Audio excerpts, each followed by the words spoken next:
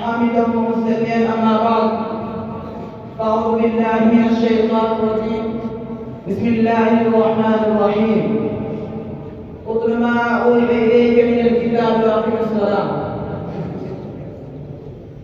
وہ ایک سجدہ ہے جسے تو گرا سمجھتا ہے، وہ ایک سجدہ جسے تو گرا سمجھتا ہے، ہزار سجدوں سے دیتا ہے آدمی کو نجات.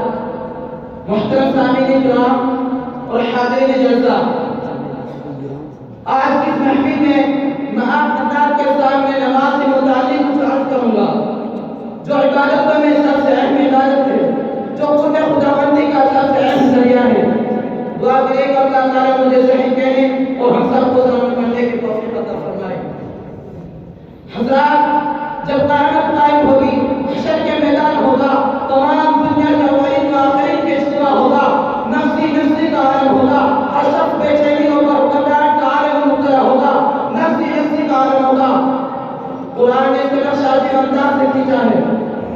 یوم یفر المرء من اخیہ وامہ وابیہ وصاحبتہ وبنیہ، یعنی وہ دن ایسا ہوگا جس دن بھائی بھائی سے جدا ہوگا، بیٹی ماں سے بھاگے گی، شوہر بیوی سے الگ طرف ہوگا، بیوی شوہر سے کوسوں دور بھاگے گی. قلب اس دن ہر انسان میں شان بے نیاز ہوگی. ہر شخص بے چینی اور گھبراہٹ کا عالم میں مبتلا ہوگا. تاکہ جیسے مصطفیٰ کی جانب سے ارشاد ہوگا، آج یہاں نہ تمہاری جائیداد کام آئے گی، نہ تمہارے محلات تمہیں بچا سکیں گے. آپ کو صرف اور صرف تمہارے اعمال کام آئیں گے. تمہاری امانت و دیانت، تمہاری صداقت و لحاظ تمہیں اس یوم جزا سے بچا سکیں گے. ارشاد ہوگا، یہ گڑی محشر کی ہے تو عرصہ محشر میں ہے، یہ گڑی محشر کی ہے تو عرصہ محشر میں ہے، پیش کردار نامہ کر کوئی دفتر میں ہے.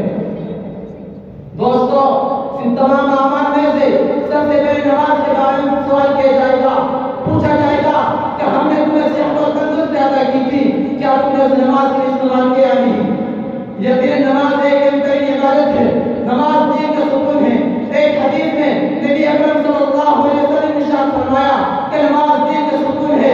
جس نے نماز کو قائم کیا اسے دین کو قائم رکھا، اور جس نے نماز کی پرواہ نہ کی وہ دین سے بے پرواہ ہو گیا. حضرات، نماز کے اہمیت کا اندازہ اس بات سے لگایا جا سکتا ہے کہ نماز بیماری کی صورت میں معاف نہیں. اگر کوئی شخص کھڑا ہو کر نماز نہیں پڑھ سکتا تو بیٹھے بیٹھے نماز ادا کر لے.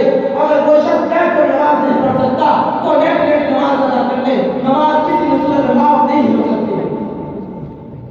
ایک حدیث میں نبی اکرم صلی اللہ علیہ وسلم نے ارشاد فرمایا، من ترک الصلاۃ متعمدا فقد کفر.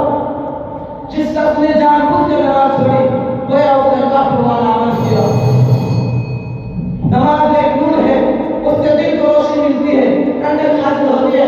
تاجدار مدینہ سرکار دو عالم صلی اللہ علیہ وسلم نے ارشاد فرمایا، قرۃ عینی فی الصلاۃ، میری آنکھوں کی ٹھنڈک نماز میں ہے.